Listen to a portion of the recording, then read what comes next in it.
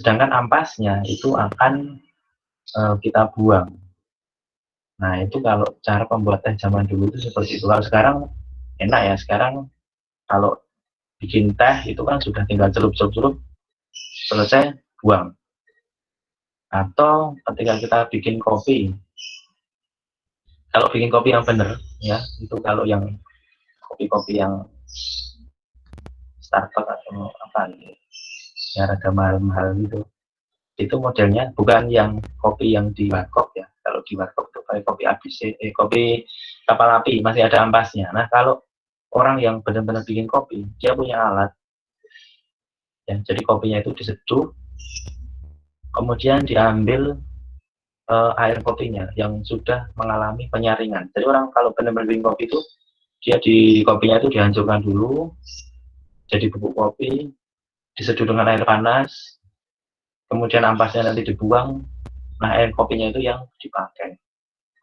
Nah, ini salah satu penerapan pemisahan campuran dalam kehidupan sehari. Contoh lain misalnya, dalam kehidupan sehari kan kita pasti tidak dapat dipisahkan dari garam ya.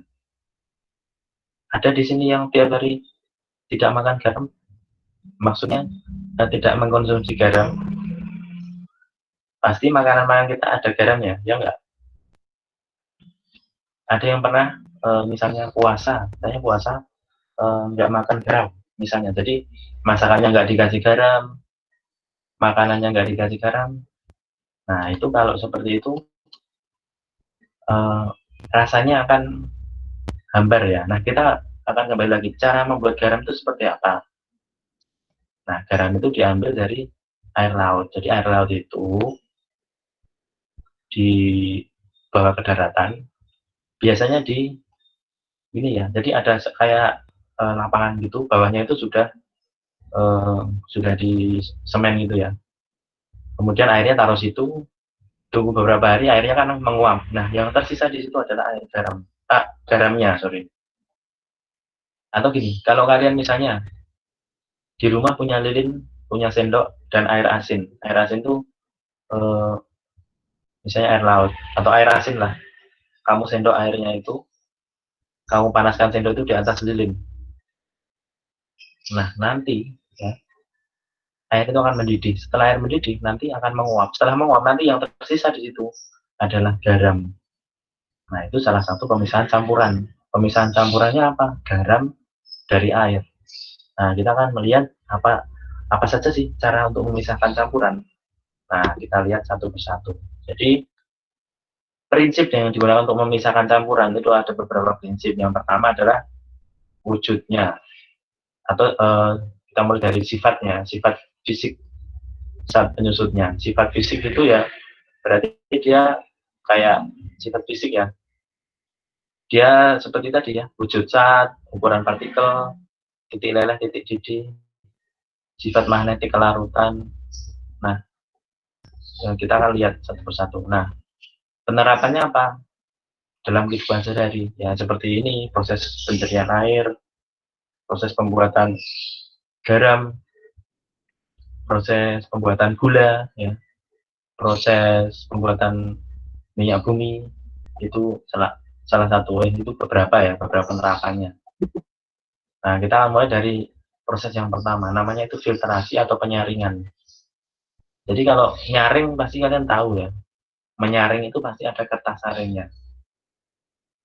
Kalau di lab itu ada namanya kertas saring ya, tapi kalau dalam kehidupan sehari nyaring itu tidak harus dengan kertas saring ya, bisa dengan kain, bisa ya, atau saringan gitu. Nah, ketika proses menyaring, ya proses menyaring seperti ini itu pasti akan dihasilkan zat hasil saringan. Jadi hasil saringan itu namanya filtrat. Kemudian kalau sisa atau ampasnya jadi yang nanti akan kita buang itu namanya residu atau sisa. Jadi begini, kalau kalian misalnya santan, orang membuat santan, saya tahu ya, mungkin sekarang kalian pakainya itu ya, pakai Suntara ya, udah instan ya. Tetapi kalau secara alami orang membuat santan itu caranya adalah kelapa, itu diparut, kemudian dicampur dengan air, kemudian setelah itu disaring. Nah, ampas kelapanya itu disebut sebagai residu, air santannya itu disebut sebagai filtrat atau hasil saringan. Atau misalnya yang kedua, kalian bisa membuat alat penyaring air, ya. Tetapi di sini kalau air selokan ya jangan dipakai untuk dikonsumsi airnya. Tetapi di sini yang mau saya garis bawahi bahwa kita bisa membuat alat penyaring air. Mungkin pada gambar kedua ini bisa dilihat di sini. Ini kan ada botol, di dalamnya ada banyak zat-zat, ada pasir, kerikil, arang, kapas. Nah, dari atas itu dimasukkan air yang mungkin dia air sungai, ya. Nanti air yang dihasilkan itu namanya filtrat, ya. Kemudian kalau misalnya ada sampah atau apa yang tidak tersaring di sini, namanya dia adalah residu. Dia akan tertinggal pada medium penyaringannya ini. Yang kedua, prosesnya adalah sentrifugasi atau penyaringan halus. Sentrifugasi itu sebenarnya adalah, jadi gini, ada zat cair, kemudian dimasukkan tabung atau tabung reaksi, kemudian dilakukan pemutaran. Jadi prosesnya gini ya, ini ada alat, jadi gambar pertama itu ada alat untuk memusingkan, musing itu bahasa Malaysia ya, berpusing berarti berputar ya. Jadi artinya di situ ini tabung reaksinya itu diisi dengan zat cair yang mau dipisahkan. Biasanya itu kalau di sini ini sel darah merah dan sel darah putih dari plasma darah. Nah, perlu kalian ketahui bahwa darah manusia itu terdiri atas bagian padatan dan bagian cair. Nah, bagian padat itu dinamakan sebagai sel darah, dan bagian cair itu namanya plasma. Plasma darah itu yang cair. Nah, untuk memisahkannya dengan cara sentrifugasi ini. Jadi darah itu dimasukkan ke dalam ini tabung reaksi, masukkan alatnya, diputar, ya, putar. Nanti yang akan terjadi bahwa nanti plasma darah atau bagian yang cair itu terdapat di tabung bagian atas. Bagian padatan atau sel darah putih dan sel darah merah dan keping darah itu akan ada di bagian bawah. Nah, kan terpisah kan ini sel darah dengan plasma darahnya. Ini salah satu contohnya. Berikutnya, ini adalah destilasi atau penyulingan. Jadi penyulingan itu biasanya itu dengan proses pemanasan. Ini dasarnya adalah perbedaan titik didih untuk beberapa zat. Ya, jadi prinsip kerjanya dia adalah perbedaan titik didih dari zat cair yang tercampur, sehingga nanti ada proses menguap dan akan memisahkan bagiannya. Jadi contohnya nanti pada proses pembuatan minyak bumi, pembuatan anggur, ya, anggur itu juga dia harus disuling dulu, ya. Minyak wangi juga. Nah, sejauh yang saya ketahui, kalau saya yang pernah itu adalah menyuling minuman anggur. Jadi kalau saya punya tape atau apa ya, anggur itu juga bisa ya, anggur dicampur dengan air yang sudah didiamkan beberapa minggu, kemudian dipanaskan, hasil dari penguapannya airnya itu akan ditampung, dikumpulkan. Nah, itulah yang disebut sebagai minuman anggur, ya, anggur murni ya, atau tuak. Ya, tuak itu juga dengan penyulingan. Kalau orang-orang timur NTT pasti tahu itu cara pembuatan tuak. Kemudian minyak wangi, minyak kayu putih ya, kalau saya lebihnya minyak kayu putih. Minyak kayu putih itu dibuat, saya pernah membuat itu dari, ternyata ada daun ya, daun minyak kayu putih itu ada. Daunnya saya rebus, saya sudah siapkan alatnya dulu, ada alat untuk penyulingnya. Daun kayu putih saya rebus sampai menguap, uapnya itu saya kumpulkan, akhirnya jadi minyak kayu putih. Nah, prosesnya seperti itu untuk pembuatan minyak kayu putih. Nah, ini alatnya seperti ini ya. Alatnya seperti ini. Jadi ini menguap, disalurkan. Jadi ini dipanaskan ya, dipanaskan. Yang ingin kita pisahkan di sini, misalnya di sini adalah daun kayu putih dengan air. Kita rebus. akan menguap. Di sini ada kondensator atau bagian untuk pengembunan ya.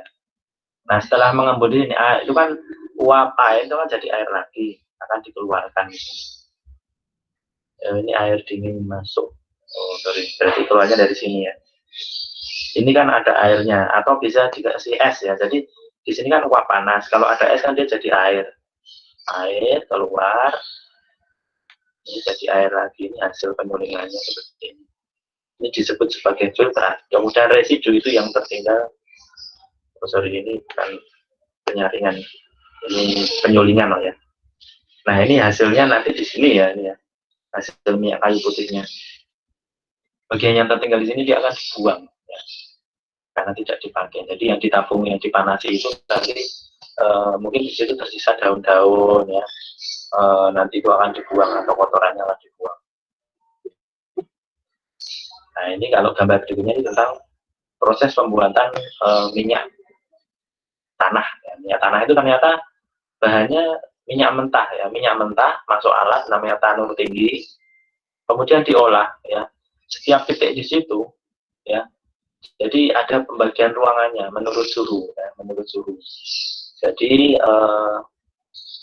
kalau yang dia, jadi ini paling bawah ini minyak bakar, bahan bakar industri, diesel, kemudian minyak tanah. Nanti gas itu yang dia yang suhunya paling rendah, dia sudah menguap, itu dia akan menjadi gas. Kemudian yang titik uapnya itu paling tinggi, dia ya, tahu aspal nggak ya? Aspal itu yang untuk aspal jalan itu ya, itu adalah sisa-sisa dari ini ya, sisa dari pembuatan minyak tanah atau minyak bumi itu paling kotor ya, paling kotor itu disebut sebagai aspal, dan paling bersih itu nanti hasilnya adalah gas ya, gas. Kemudian kalau antara, mungkin kalian kalau beli bahan bakar itu ada namanya premium dan pertamax ya. Pertamax itu lebih dia lebih bersih ya, premium itu lebih rada kotor ya dibandingkan pertamax. Berikutnya adalah kristalisasi atau evaporasi atau penguapan. Jadi gini, jadi saya contohkan tadi kan pembuatan garam ya, atau gula. Jadi proses garam, pembuatan garam itu kan air laut diuapkan airnya ya, atau dijemur lah istilahnya begitu. Atau air garamnya itu dipanasi, sehingga airnya menguap, tersisa garamnya. Kemudian kalau gula itu dari, mungkin kalian sudah tahu ya, gula itu kan dari air nira kelapa ya, air nira dari kelapa atau sejenisnya itu dikumpulkan, direbus sampai panas, airnya menguap, tinggal gulanya. Ya, ini yang saya jelaskan ini gula, ini ya gula merah ya, dari nira kelapa. Kalau gula pasir itu dari tebu, air tebu dikumpulkan, jadi tebunya digiling jadi air tebu, air tebunya diuapkan airnya, sehingga tersisa nanti butiran dari gula pasir. Kalau yang ini kan contoh pembuatan garam ya, dia ini ada petani garam ya. Ternyata petani itu nggak cuma bercocok tanah ya. Ini adalah petani garam, dia kumpulkan air laut, ada tempatnya ya, taruh situ, airnya itu menguap, tersisa garamnya.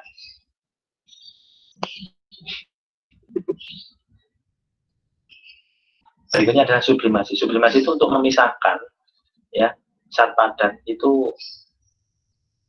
Jadi dia memisahkan zat padat dari pengotornya, tetapi melalui proses namanya menyublim ya. Menyublim itu dari padat menjadi gas, yaitu menyublim.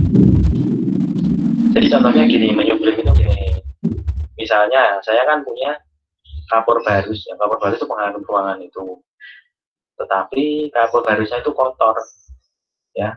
Dia bercampur dengan, jadi sudah berubah butiran, bercampur dengan tanah, kotor. Nah, mau saya pisahkan, caranya seperti ini. Jadi kapur barus itu saya panaskan, sehingga dalam proses pemanasan kapur barus akan menyublim.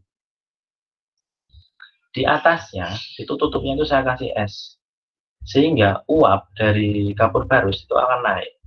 Tetapi karena di atas itu dingin, dia akan mengkristal di sini. Nah, ini maka kapur barus itu akan terpisah dari kotorannya. Kotorannya tetap di bawah, kapur barusnya akan tersisa di atas. Ini yang terakhir, ini kromatografi. Kromatografi itu ini, kalau ada suatu warna, ya, satu warna itu ternyata bisa dipisahkan menjadi beberapa macam warna. Jadi ada warna pembentuknya.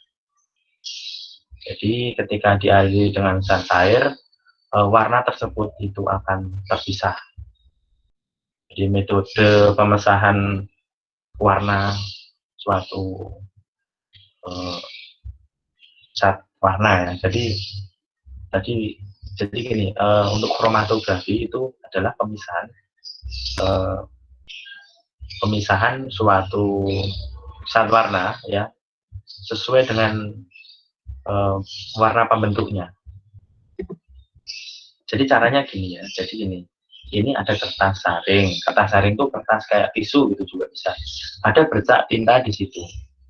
Dicelup ke air, maka air itu kan akan gini, air itu akan naik. Atau kalau sudah kita pelajari kemarin adalah proses, ada yang masih ingat kemarin naiknya zat cair melalui celah kecil apa?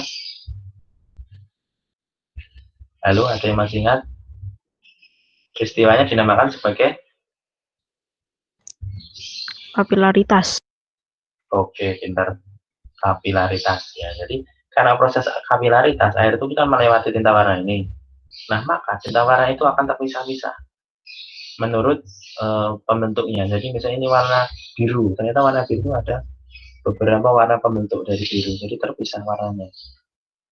Akan terjadi seperti ini hasilnya. Jadi untuk memisahkan zat warna pada tinta itu menggunakan kromatografi. Oke, ini saya close dulu ya. Jadi ini tadi materinya. Kemudian saya ingin membuka sesi tanya jawab dulu. Silakan, ada yang mau bertanya? Saya Pak. Saya. Oke. Bentar. Siapa ini? Oh, Luis ya, silakan. Ya, Luis. Filtrasi itu, bentar Pak, bentar. Saya tadi lupa pertanyaannya. Bentar. Filtrasi itu memakai konsep adesi enggak?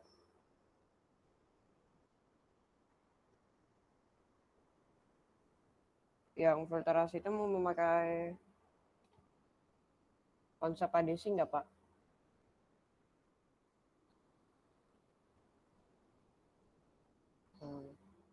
Pak.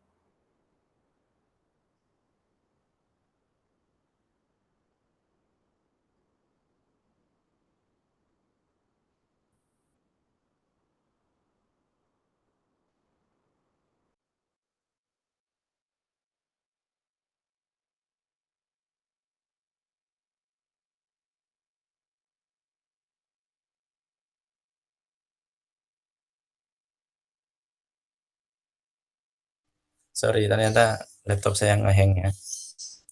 Lalu bisa dengar suara? Saya kebingungan, Pak. Kok tiba-tiba ya? Terima kasih.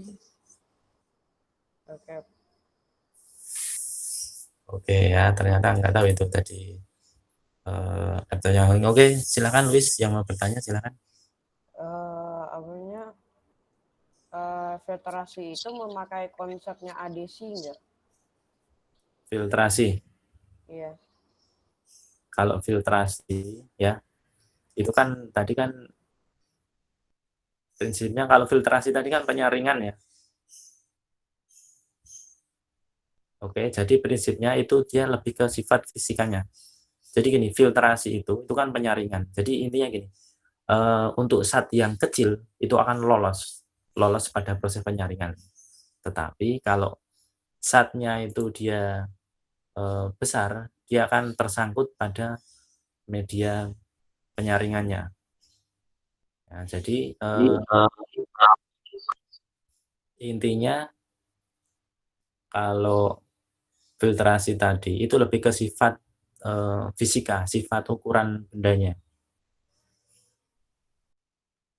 Oke Pak, terima kasih.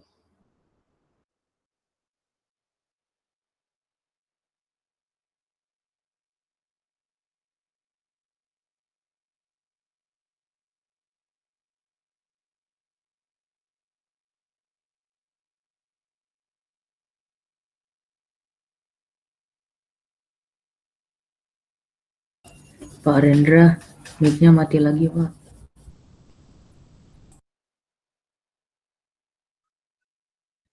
Oke, jadi untuk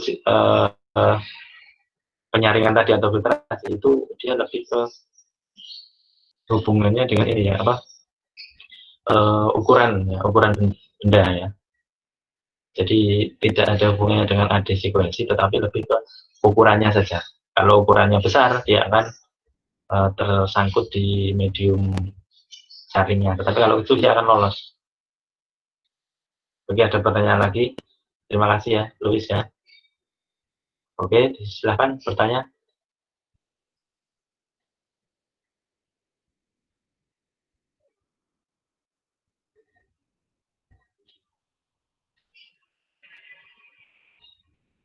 Ada pertanyaan lagi?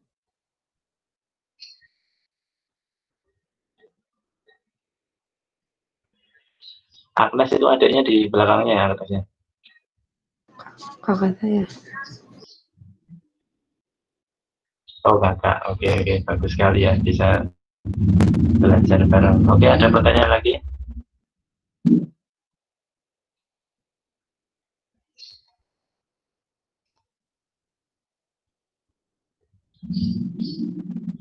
Tidak ada? Kalau tidak ada, setelah ini kan di classroom itu saya sebenarnya sudah memberikan ada ini ya, sebagai saya ingin tahu itu ada kuisis. Sudah buat kuisis, silahkan nanti dikerjakan ya.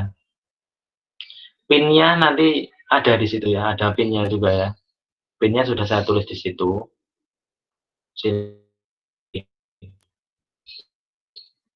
Kerjakan paling lambat siang ini jam 12 ya. Oh ya, kameranya apa bisa dihidupkan? Saya mau screenshot ya. Mau screenshot kalian, apa kamera itu bisa dinyalakan? Karena masih ada yang ternyata tidak menghidupkan kamera ya.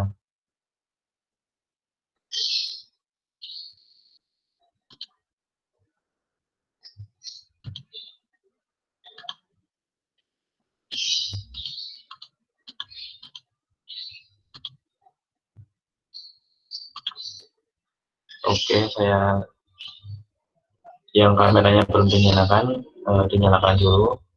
Saya mau screenshot untuk bukti kalau hari ini kita sudah melakukan pembelajaran.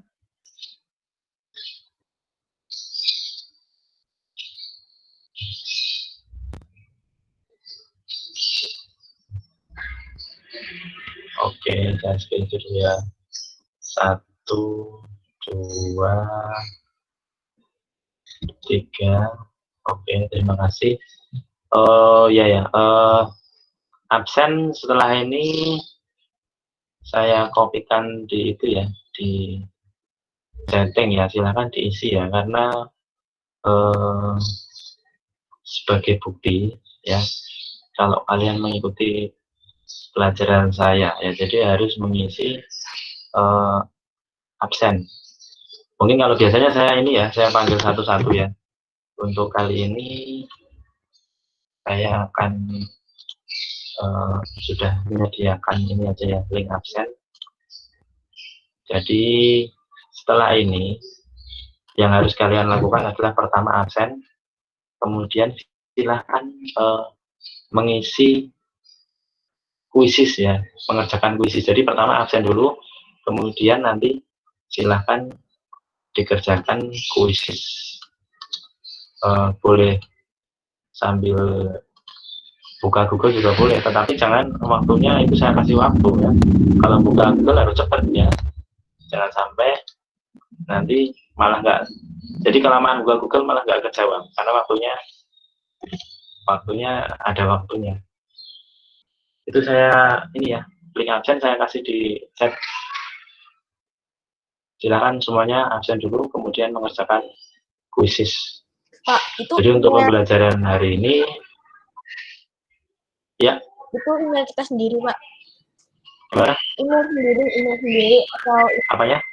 itu kan Bapak waktu itu buat masukin email. Nah, itu email kita sendiri atau email sekolahan, Pak? Ya. Oh, email sekolah ya. Email sekolah ya. Untuk absen kan? Iya, Pak. Ya, email sekolah aja. Oke, Pak, makasih. Gitu ya. Oke, terima kasih Evan. Untuk pembelajaran saya ini, saya akhiri sampai di sini ya. Terima kasih sudah bergabung di Meet. Setelah ini bisa sarapan dulu atau refreshing dulu sebentar sebelum ke pelajaran selanjutnya. Oke, selamat siang semuanya. Dadah. Saya Pak. Terima kasih, Pak. Ya, sama-sama. Terima kasih Pak. Sama-sama. Selamat pagi Pak. Selamat pagi. Terima kasih, Pak. Yuk, selamat pagi. Terima kasih.